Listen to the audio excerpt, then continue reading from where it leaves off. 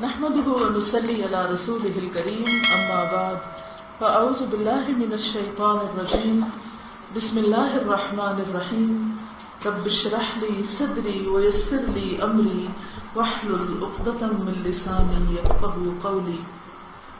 انسان کو ستانا. حدیث میں آیا ہے کہ پیغمبر اسلام صلی اللہ علیہ وسلم نے فرمایا کہ تم لوگ خدا کے بندوں کو تکلیف نہ دو اور ان کو آر نہ دلاؤ اور ان کی پوشیدہ باتوں کو تلاش نہ کرو. لا تؤذوا عباد اللہ ولا تعیروہم ولا تطلبوا عوراتہم. مسند احمد بحوالہ جامع العلوم والحکم. اچھا انسانی سماج بنانے کے لیے ضروری ہے کہ لوگوں کے اندر اخلاقی احساس زندہ ہو. کیا زندہ ہو؟ اخلاق کا احساس. وہ دوسروں کی رعایت کرنا جانتے ہیں, دوسروں کا لحاظ رکھتے ہیں, دوسروں کی عزت کرتے ہیں, دوسروں کا دکھ درد سمجھتے ہیں. وہ اپنے اوپر دوسروں کا یہ حق سمجھتے ہوں کہ انہیں دوسروں کے لیے ہرگز مسئلہ نہیں بننا. کیا نہیں بننا؟ نو پرابلم انسان بننا ہے کہ میری ذات سے کسی کو تکلیف نہ پہنچے. حتیٰ کہ اس وقت بھی نہیں جب کہ ان کے پاس بظاہر اس کے لیے کوئی عذر موجود ہو, کوئی وجہ ہو بھی مسئلہ بننے کی, تب بھی نہیں بننا. ہر آدمی کو چاہیے کہ وہ سماج کے اندر اس طرح رہے کہ اس سے کسی کو کوئی تکلیف نہ پہنچے. اور مسلمان تو ہوتا بھی وہی ہے جس کے ہاتھ اور زبان سے دوسرے سلامت رہیں. اس کو اپنی زبان سے ایسے الفاظ نہیں نکالنے چاہیے جس سے دوسروں کے جذبات مجروح ہونے والے ہوں. یعنی دوسروں کے سینٹیمنٹس سے نہ کھیلیں, ان کے ایموشنز کو ان سے پلے نہ کریں, ان کو ہرٹ نہ کریں. اس کو ایسی کوئی کارروائی نہیں کرنی چاہیے جس سے دوسروں کے جذبات مجروح ہونے والے ہوں. اس کو کوئی ایسی کارروائی نہیں کرنی چاہیے جس میں اس کی اپنی ذات کے لیے تو فائدہ ہو مگر دوسروں کے لیے وہ نقصان کا سبب بن جائے. کوئی ایسا کام نہ کرے کہ جس سے آپ کو فائدہ ہو مگر دوسرے کو نقصان پہنچ رہا ہو. ایسا ہر قول اور عمل گویا دوسروں کو ستانا ہے. کون سا؟ جس میں اپنا فائدہ مگر دوسروں کی تکلیف. اور جو آدمی دوسرے انسان کو ستائے وہ ایک بے قیمت آدمی ہے, خدا کی نظر میں بھی اور بندوں کی نظر میں بھی. یعنی آپ پھر ویلیوبل نہیں ہے, قیمتی نہیں ہے, بے قیمت ہے, بیکار ہے. قرآن مجید میں ایک مثال بیان ہوئی ہے کہ ایک عورت کی کہ جو سارا دن چرخہ کاٹتی اور پھر ان دھاگوں کو توڑ پھوڑ دیتی, اپنے کیے پہ خود ہی پانی پھیر دیتی. یہ مثال ہے ہر اس عورت اور مرد کی کہ جو بہت محنت کرے, بہت سے کام کرے, لیکن دوسروں کو ستا کر اپنے کیے کرائے پہ پانی پھیر دے اور اپنا سود کاتا ہوا خود ہی توڑ دے.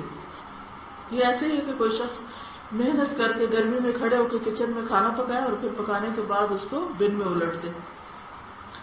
اللہ کی نظر میں ہمارا کیا مقام ہے, اس کو جاننے کے لیے یہ دیکھیں کہ لوگوں کی نظر میں ہمارا کیا مقام ہے.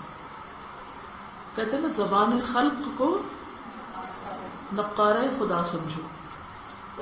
یہ دیکھو کہ اللہ کی مخلوق, آپ کے آس پاس رہنے والے لوگ, وہ لوگ جن سے آپ کا واسطہ, تعلق اور معاملہ ہے, وہ آپ کے بارے میں کیا کہتے ہیں, کیا رائے رکھتے ہیں, وہ آپ کو کیا گریڈ دیتے ہیں.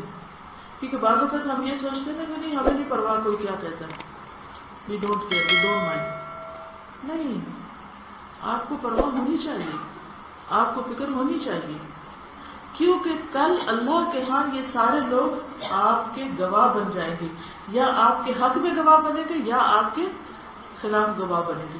آپ کو معلوم ہے نا کہ ایک شخص آئے گا قیامت کے دن جس کے پاس بہت سی نیکیاں ہوگی, پھر کیا ہوگا؟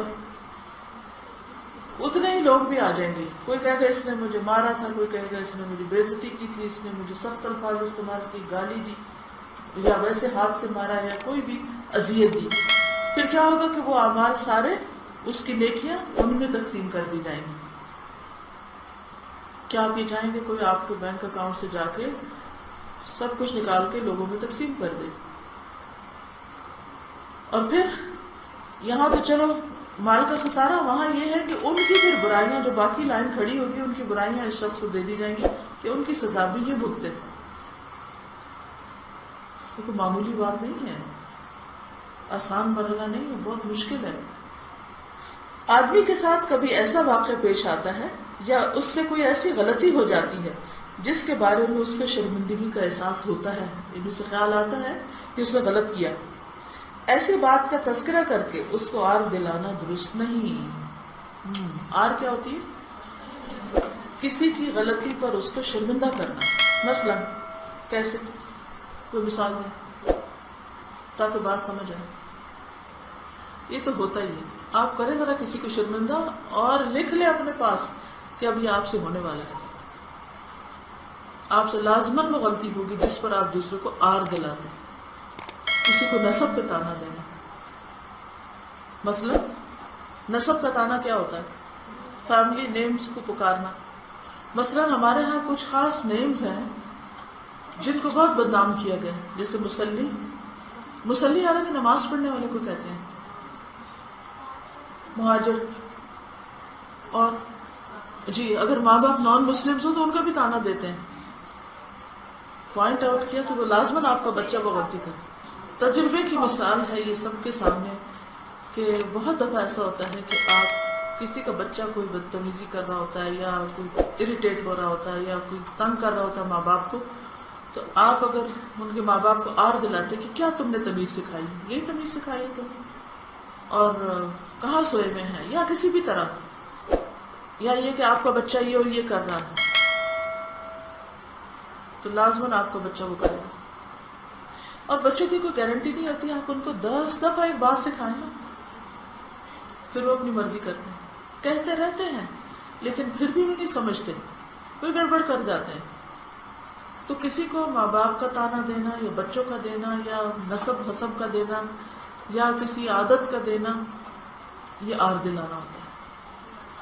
صبح شام کی دعا میں ہے اعوذ باللہ ان اقترف علی نفسی سوءا او اجرہ الی مسلم, کہ میں اپنے اوپر کچھ مشکل نہ ہو یا دوسروں کو لے جاؤں. تو ایسی بات کا تذکرہ کر کے اس کو آر دلانا درست نہیں. مثلا تم وہی تو ہو جس نے ایسا کیا, یا جس کے باپ نے ایسا کیا, تمہارا باپ بھی ایسا تھا, تم کیوں نہیں ہوگی. اس قسم کی باتیں کہہ کر کسی کو شرمندہ کرنا ایک غیر انسانی فعل ہے. آدمی کو چاہیے کہ وہ دوسرے کی عزت و حرمت کا بھی اتنا ہی لحاظ کرے جتنا وہ خود اپنی عزت و حرمت کا لحاظ کرتا ہے. بس اگر یہ پیمانہ اگر رکھ لیا جائے نا تو سارے فیصلے آسان ہو جاتے ہیں کہ جو سلوک میں کسی کے ساتھ کر رہی ہوں, کیا میں یہ اپنے لیے پسند کروں گی؟ جو کچھ میں کسی کو کہہ رہی ہوں, کیا میں چاہوں گی کہ کوئی مجھے یہ کہے؟ جس طرح میں کسی کے ساتھ پیش آ رہی ہوں, کیا میں اپنے لیے چاہوں گی کہ لوگ میرے ساتھ اس طرح پیش آئیں؟ فوراً آپ کو پتہ چل جائے گا کہ صحیح کیا اور غلط کیا. ہر آدمی کی کچھ ایسی باتیں ہوتی ہیں جن کو وہ پوشیدہ رکھنا چاہتا ہے, یعنی چھپانا چاہتا ہے, اس کی پرائیویسی ہوتی ہے, وہ نہیں چاہتا کہ دوسرے لوگ اسے جانیں. جو شخص لوگوں کی ایسی باتوں کے پیچھے پڑے, وہ کھود کرید کر ان کا پتہ لگائے اور لوگوں کے درمیان ان کو پھیلائے, یعنی تجسس کر کے ان کی خفیہ باتیں نکالے اور پھر ان کو لوگوں کے بیچ میں نشر کرے, وہ ایک ایسا غیر اخلاقی فعل کرتا ہے جو اچھا سماج بنانے کی راہ میں مستقل رکاوٹ ہے. کوئی سوسائٹی, کوئی ادارہ, کوئی گھر, کوئی خاندان, کوئی فیملی, کہیں بھی لوگ جو مل جل کر رہتے ہیں وہاں خوشی ہو ہی نہیں سکتی, لوگوں کے آپس کے تعلقات اچھے ہو ہی نہیں سکتے, آپ ایک اچھی اگزامپل بن ہی نہیں سکتے جہاں اس قسم کے فیل ہو رہے ہیں.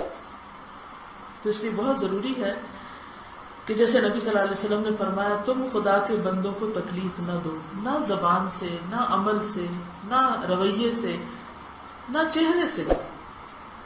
بعض اوقات آنکھیں گھور کے کوئی دیکھتا جائے تو بھی تکلیف پہنچتی، یا پھر ماتھے پہ بل ڈال کے کوئی بات کرے تو بھی تکلیف پہنچتی، یا کوئی بات ہی نہ کرے بلا وجہ موڈ ہی آف کر کے بیٹھ جائے تو اس سے بھی تکلیف پہنچتی، اور مارنا تو پھر ہے ہی تکلیف دینا، اور نہ ان کو آر دلاؤ، یعنی ان کی کسی غلطی پہ ان کو شرمندہ کرنا یہ آر دلانا ہے، اور نہ ان کی پوشیدہ باتیں یعنی چھپی ہوئی باتوں کو مت تلاش کرو، مت پیچھے پڑو۔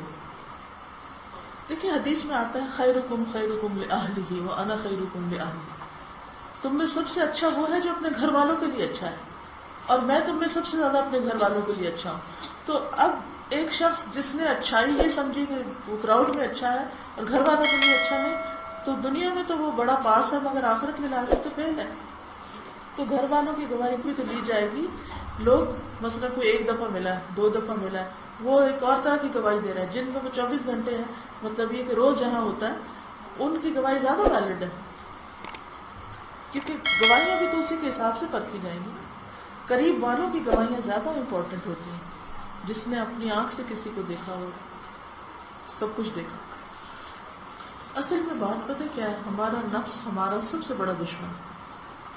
ہم بہت سی چیزوں کو اپنی انا کا مسئلہ بنا لیتے ہیں، مجھے یہ پسند نہیں اس لیے مجھے یہ نہیں کرنا، مجھے یہ پسند ہے اس لیے مجھے یہی کرنا ہے، کوئی خوش ہو یا ناراض ہو۔ جب سب کے بیچ میں رہتے ہیں نا تو سب کے ساتھ مل کے چلتے ہیں۔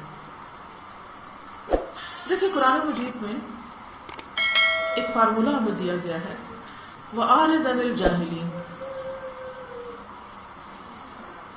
جو جہالت برتے ہیں ان کے ساتھ کیا کرو، اگنور کر دو، ان کا حل یہی۔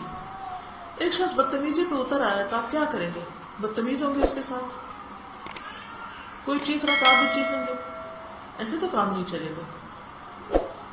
آپ وہ رہیں جو آپ ہیں، اپنے رویے اور اخلاق اور عمل کو دوسرے کے تابع نہ کریں۔ اور ویسے بھی آپ دیکھیں کہ قرآن مجید میں برائی کرنے والے کے لیے بھی کیا کہا، ادفع باللتی ہی احسن فاذا الذی بینک وبینہ عداوۃ کأنہ ولی حمیم۔ یہ قرآن کی بات ہے، بالکل سچی بات ہے۔ لیکن ہم میں سے کتنے لوگ ہیں جو اس اصول پر عمل کرتے ہیں، وہ ادفع باللتی ہی احسن، کہ کوئی اگر غلط کر بھی رہا ہے تو آپ اچھے طریقے سے اس کو دور کریں، ظالم اور مظلوم دونوں کی مدد کی جائے۔ بس بتا دیا جائے، چھوڑ دیا جائے، نہ مانے تو ضروری ہے، ہمارا فرض ہے کہ ضرور دوسرے کو یس کرا کے چھوڑیں۔ اور جہاں تک پوشیدہ بات کا تعلق ہے تو زندہ تو کیا مردہ کی بھی پوشیدہ بات کرنا جو ہے وہ بھی انتہائی بڑے درجے کی بد اخلاقی۔ لیکن ایک بات یاد رکھیے کہ بعض اوقات نا ہم اپنے آپ کو بھی دھوکہ دیتے ہیں، یہ میرے بارے میں برا کہہ رہا ہے کیونکہ مجھ سے جالس ہے، حالانکہ وہ حقیقت نہیں ہوتی۔ ہم غلط کر رہے ہوتے ہیں کہ کوئی ہمارے خلاف ہو رہا ہوتا ہے، لیکن ہم اس کو نام کوئی اور دے دیتے ہیں۔ اگر ہم اس وقت آنےسٹ ہو نا اپنے ساتھ تو بہت سی اصلاح ہو جائے۔ آپ نے دیکھا ہوگا کہ بہت سے لوگ پڑھتے ہیں سنتے ہیں، اصلاح کو نہیں ہوتی ان کی، کیونکہ انہوں نے اپنے آپ کو کوئی دھوکہ دیا ہوتا ہے، وہ اپنے غلط کاموں کی کوئی نہ کوئی تعویل کر رہے ہوتے ہیں، اور یہ دھوکہ سخت نقصان دہ۔ یخادعون اللہ والذین آمنوا وما یخدعون الا انفسهم۔ جی دعا ہے یہ، اللہم اجعلنی فی عینی صغیرا وفی اعین الناس کبیرا۔ دوسروں کو ہمیشہ مارجن دیا کریں، اگر کسی نے کوئی غلطی کی ہے تو اس کی یہ وجہ بھی ہو سکتی ہے، اور یہ بھی ہو سکتی ہے، اور یہ بھی ہو سکتی، کئی عذر اس کے تلاش کریں۔ ہم اپنی غلطی پہ تو فوراً عذر تلاش کر لیتے ہیں، مگر کسی کی غلطی پہ ہم معاف کرنے کو تیار نہیں ہوتے۔ اوکے، سبحانک اللہم و بحمدک، نشہد ان لا الہ الا انت، نستغفرک و نتوب الیک۔ السلام علیکم ورحمۃ اللہ وبرکاتہ۔